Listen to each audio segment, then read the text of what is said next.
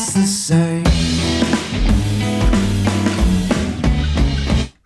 Good afternoon and welcome to The Road to Recovery, The Road to Freedom with Mark. It's good to be here again. We're a little bit slow off the mark today, chatting too much with Michael. I've been away for a couple of weeks and haven't been able to do my show, so I really missed it, and I didn't give it too much thought while I was away. I tried to just concentrate on being in the moment, and that's what a lot of it is really about for me, is to gain a greater appreciation of what is around me and really get into the nuts and bolts of understanding the world around me and all of the things that are happening. Now, my show was about mental health and my experiences with my struggles through the decades of my mental health problems, and just ideas on how to deal with things like that, and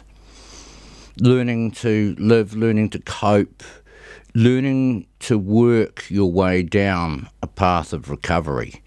And, you know, we've come to realise recently just how widespread this problem is.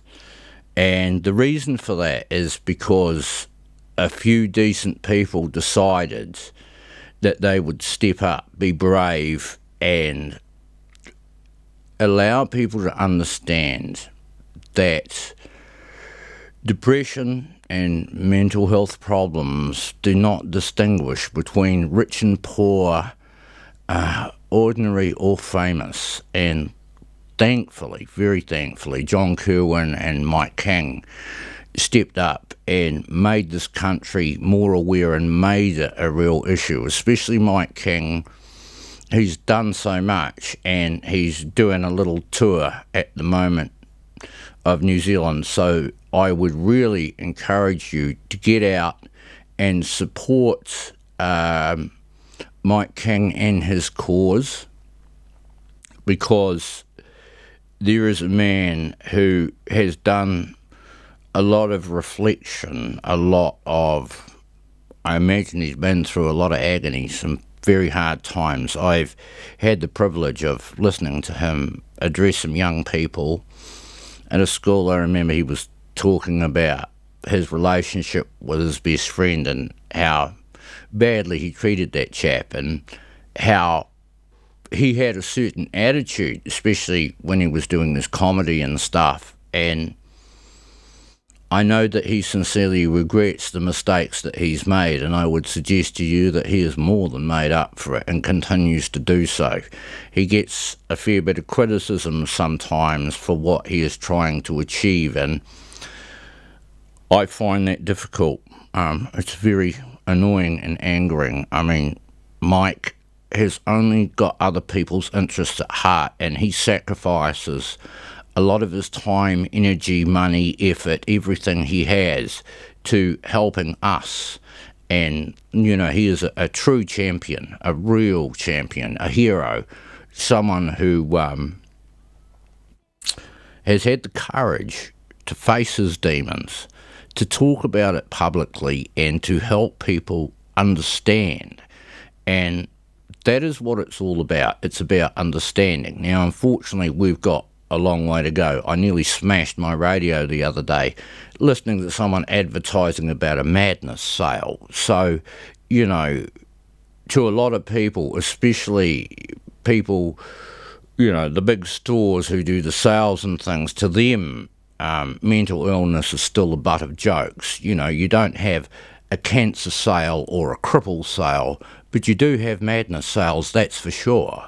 Oh, the boss has lost his mind and bought too much stuff. And really, it's not something to laugh and joke about. This is something that is an affliction that often results in young people taking their own lives. So I would once again, and I know I bang on about this, but once again, I would argue and I would ask for those people who make adverts, please don't treat mental illness as a joke.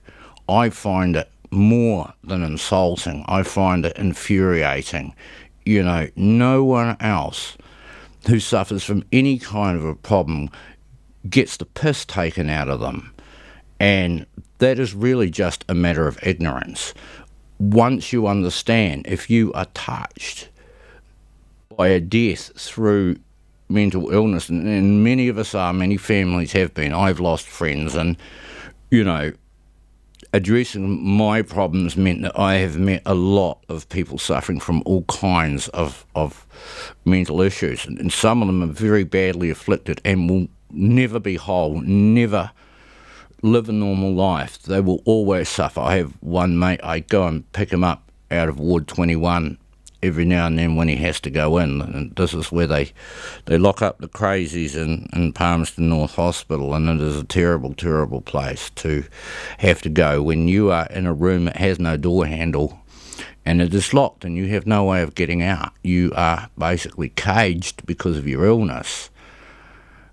It is a terrible, terrible thing, and, people really do suffer badly. So I would like to see all of this nonsense about laughing at other people's illnesses. I would like to see this sort of thing disappear altogether, and, people get an understanding of what it is really all about. Now, if you don't suffer from bipolar or depression or OCD, it's very difficult to empathise with something that you have no understanding of.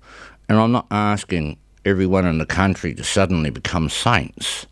All I'm asking is that people learn to understand a little bit more and maybe act with a little bit more kindness and consideration towards each other. What I have noticed over the last few decades is how very selfish and nasty we have become as a society, totally self-absorbed and completely devoid of any respect for our society.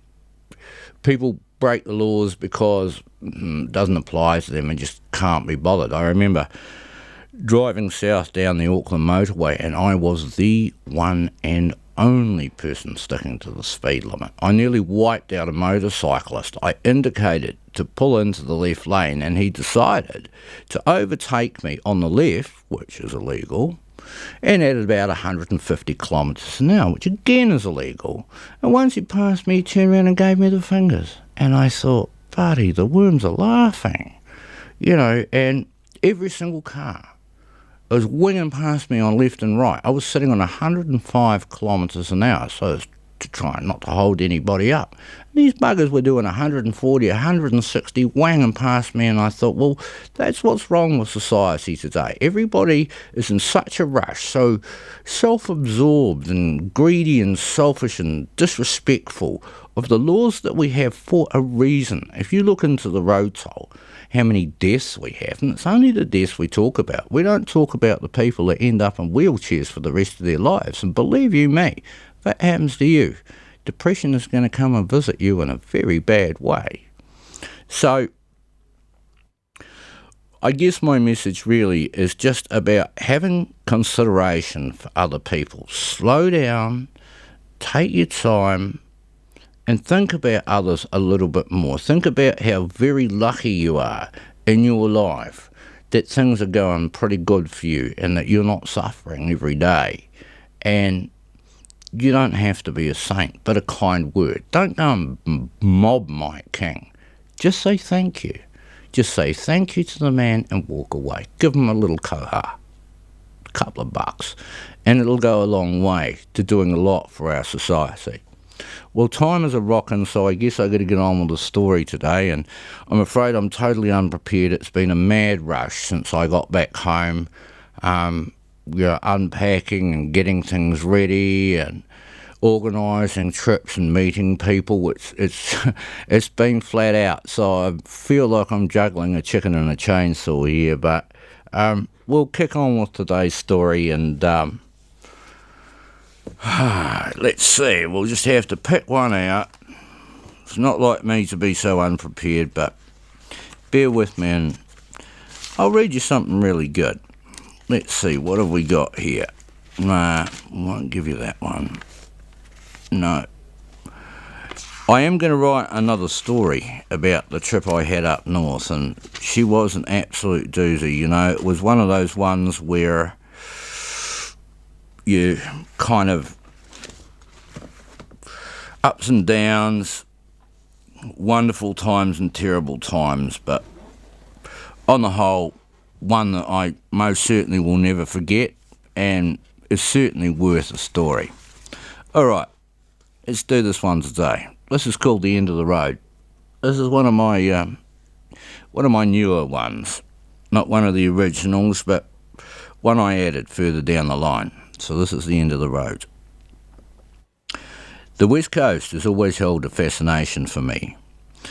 From the 90 to the fjords of that spectacular side. The East has always been my favourite side, but the West always calls and challenges you. I knew I had to go there, through the top gorge, the Buller, and out to the west coast at the top, but I was to be delayed unexpectedly. At the time I was living in Pahiatua with my dog Diamond, me and Diamond Dog. I had just finished doing up and selling my house in Wainui for a good profit, but ended up having a breakdown. I had then bought a ute, computer, a huge trailer from my friend Keith with a few other bits and pieces. I then bought my shop and flat in Pahiatua and moved 17 trailer loads of junk in and taken on looking after Diamond Dog, a crazy mongrel that seemed to suit me well. I took to retraining the dog, already 3 years old, and reading maps and dreaming and planning. With a dog, I really got into the outdoors and came up with the idea of doing an extended camping holiday with my hounds. I kept coming back to the West Coast on the map. I had not really been south of Westport on the road, and it soon became apparent the road was calling me. I compiled a huge and comprehensive list of all the gear I would need, mostly fishing, diving, camping and cooking. Then I systematically packed all the gear in fish bins and packed them perfectly into the huge tough tray of the ute. On top of the bins I put my rods and a single foam mattress, all covered and held down with a tonneau cover. Perfect. I wasted no time packing, knowing I had everything I could possibly need. I'd planned that part well. As for the journey itself, I had only planned to drive to Blenheim, then through Renwick, the Wairarapa, St Arnaud, then left after Murchison down the 65 to Springs Junction on the Lewis Pass, where I hoped to catch up with an old friend, Tar. I had a fantastic trip down, from 3 a.m. to the ferry from Wellington at 6. A great crossing through the sounds I fell in love with as a child. I stopped in Blenheim for lunch and stores. The dog and I filled up with pies. It was great to retrace my steps through the vineyards to Renwick, then blast down the straight roads of the interior, with the CD blasting out and the warm wind in my face. Past the north shore of Lake Rotoiti and the south side of Kahurangi National Park, and left after Murchison down to Springs Junction on the Lewis Pass. It was late by the time I got to Springs Junction. It was dark and grey. Everything was shut and it was obvious I wouldn't be able to catch up with Tar. So I unloaded the fish bins under the ute, brewed a coffee, then crashed out with the dog on the tray of the ute. The foam mattress was super comfortable. The tonneau kept me dry, and sleeping in my sleeping bag with my back to the dog kept me warm. The next day, I headed up to Reefton, and I was just so struck with the place. Many of the early buildings were still standing, real gems, and I spent a day enjoying coffees, walking the dog in the park and exploring the town. As an old gold mining town, it was steeped in history and was the first town in New Zealand to have electricity. In the afternoon, I stumbled upon a strange old hardware store and struck up a conversation with the owner. The conversation turned to gold panning, and he told me he panned the Anungahua which ran through town. He also told me of a spot just out of town called Slab Creek Hut, where I could go gold panning and camp for a night or two. So I bought a Mickey pan from him and headed to the spot, which was so beautiful I knew straight away I had to set up camp and pan for a while. On arriving at Slab Creek, I noticed a wide dirt track heading up a hill. It led to a flattened area out of sight where pine trees had been cut and loaded up many years ago. The flat site had become overgrown with broom, and I found a protected flat site amongst the broom, perfect for a campsite. I set up that perfect camp, hidden up there, with a tarp on the ground, then the tent, then a tarp over the top of the tent, tied to the broom, providing a waterproof cover and protected area outside for my camp lounge and kitchen. Weka had spread throughout the undergrowth, and Diamond Dog had great fun chasing them through their tunnels, but happily never managed to catch one. I made a wonderful fire that night and drifted off to sleep, serenaded by the weka and morepork. Over the next week, I donned my wetsuit every day and headed up the creek to a large boulder that I thought might bear some gold. Every day I dug my way into the riverbed, panning as I went. Diamond Dog sat on the track some 20 metres away like a sentinel, patient and unmoving. I was worried she would attack passing strangers, but was rapt when I saw her let them pass without aggression. Being a pit bull cross, pretty solid and intimidating with a bit of an aggressive mental streak, I had to watch her closely to avoid her harming anyone stupid enough to challenge me or her. She was so well behaved, and we spent some of the happiest days of my life panning for gold and camping in the bush. After a few days camping, I decided to head back to town in the evening for a beer. The dog watched the ute while I had a couple of pints and won $500 on the pokies. Thanks to that wonderful win, I had a steak dinner at the pub every night, a few pints and a half a dozen beers to take back to camp. It was just paradise. Unfortunately, dogs were not allowed at the campgrounds, so the dog and I had to live at the creek, which in many ways was better. I also spent a bit of time driving around Reefton, photographing all its wonderful buildings, places of history, river, railway station, and so on. After a wonderful week at Reefton, I headed off with a few flakes of gold and memories I will never forget. I headed back up Highway 69 to Anungahua, then followed the Buller to the turn-off just before Westport and out to the west coast at Charleston. I blasted down the coast at quite illegal speeds, past Punakaiki. The CD whamming it out full bore. As I got to the Grey River, the sky turned dark, and I realised what an appropriate name Greymouth has. I stopped at Greymouth for lunch, and my dog bit some idiot who came too close when I was eating. I loved to share my burgers with the dog, but made sure I didn't give her too much grease. I checked out the map at Greymouth and decided to head down the coast through Hokitika and Ross, then inland on Highway 6, then back out to the coast at a place called Okarito Lagoon. It was an inspired choice. There was a very basic campsite at Okarito, just campsites and fireplaces, but to its credit, it also featured a kitchen, dining room, toilets and showers. Just perfect. I walked Diamond Dog down the beach of the west coast every day, fished for and caught rig and collected firewood. The rig, a type of very nice eating shark, were large and plentiful. The dog and I had all the fish we could eat, and the greedy hound could eat to her heart's content. At night I would light big fires all night and get on the piss and smoke with the foreigners touring the beautiful south.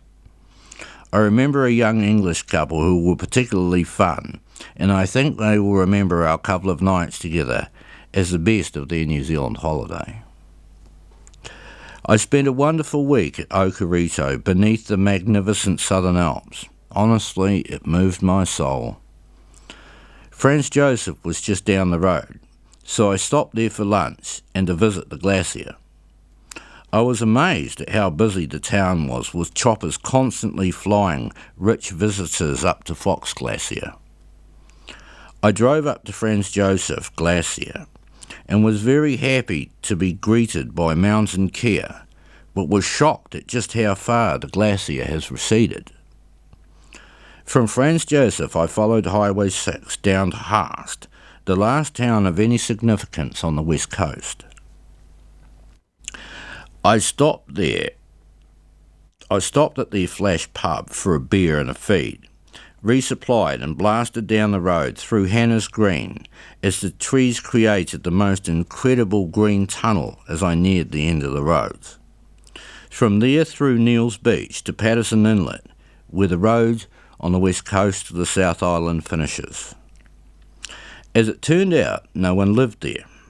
There were only unoccupied buildings belonging to fishing companies, a wharf and a few commercial boats anchored in the small bay. Some clever buggers had set up a mobile fish and chip shop there, so the dog and I had a good feed, then headed back to the last point of habitation, Neil's Beach. I cruised around in my Butte Commodore ute with its great V6 Buick engine. The place was little more than a lightly populated village on the south side of the Arafota, but it had the most magic feel to it. As I cruised out, I noticed some units that looked like tourist accommodation, so I stopped for a look. Pretty soon, Grant rocked up and introduced himself as the owner. I liked him straight away. Turns out he was a fisherman, my favourite kind of people, and he lived just down the road. He offered me a great deal on one of the units, which had a kitchen, a fridge and a good shower. He then asked me to come down to his shed to have a beer with his mates. I unpacked and wandered down the road with the dog, and as soon as we got there, Diamond Dog got tongued up by one of Grant's mates' little dogs. We had a great laugh, and that helped with the introductions to a great bunch of locals and a group of old geezers who regularly come over from Queenstown. They were a great bunch of older guys who loved the west coast, whitebaiting, fishing, eating crays and getting on the piss with their mates. Nice. We had a few beers and traded a few yarns. Then Grant invited me to come out the next day to pull a couple of cray pots for a feed. Of course I jumped at the chance. The next day we cruised round the corner of Patterson Inlet and pulled 2 pots. I could not believe my eyes. In each pot there were about 18 magnificent huge buck crays. It took only 10 to 15 minutes to get back to the inlet, and we headed back to Grant's man cave and steamed up a heap of crays in an amazing gas-fired steamer Grant had made out of a metal beer keg. Grant was not just a fisherman, but an incredibly capable mechanic, an engineer, an entrepreneur. The 8 of us drank beer and scoffed huge crays all afternoon until I was fit to burst, so I thanked the lads and headed back to my unit. Before I left, Grant gave me 2 huge crays to scoff on later. What a hell of a nice guy. When I got back, I had a shower and a few beers, but couldn't face any more crayfish, so I decided to give the 2 massive crays to Diamond Dog. To my astonishment, the greedy hound scoffed a lot, shells and all. Not often do I sleep so soundly, but that night was just so sweet. Even the hound slept soundly on the tray of the ute, a first for an animal that normally couldn't bear to sleep alone. For nearly a week, Diamond Dog and I walked the beaches down the bottom of the coast, at least 8 hours a day. We searched for shells and greenstone, and were utterly tuckered out at the end of the day. We fished for rig and walked for miles and miles, and I never felt so close to my dog. We formed a really close bond, wandering along the beaches and up the incredibly beautiful rivers that flowed through awesome native bush. My favourite river was the Wairarapa, which finishes in the most magnificent blue as it nears the sea. The end of the road turned out to be better than I could have hoped, and Grant and his mates were so warm and welcoming I found it hard to leave. Grant shook my hand, said goodbye, and told me I'll never be back again. I assure you, my friend, one day I will. From Neil's Beach, the dog and I blasted up the coast to Hokitika and had a good look around at that sweet little town. I spent a whole day wandering round, checking out and photographing the incredible works of art the local carvers had turned out of greenstone. There were magnificent works of art there, going for as much as 10 grand, which to my mind was still cheap for how beautiful, rare and wondrous these things are. That night I got pissed at a local pub and stayed out the back with the dog snoring at the foot of my bed. From Hokitika we shot back up the coast to Bulla, just south of Westport, and headed inland along Highway 6 to 63 and crashed the night just out of St Arnaud on the north shore of Lake Rosuiti, falling asleep to the call of the moorpork. From there we headed home, and on the ferry out of Queen Charlotte I had that sinking feeling in my stomach I always get when I leave that beautiful place. When we got home I spent quite a while looking back through the photos I took of that trip. It was one of those ones that delivered everything I could have hoped for. It's a place I know I just have to get back to again. The end. Well, that's perfect timing. She's over for the day. A big thank you to everyone, especially Michael and Veronica, for supporting me for so many years. Thanks for tuning in. Thanks for all the sponsors. Catch you again next week. Bye for now.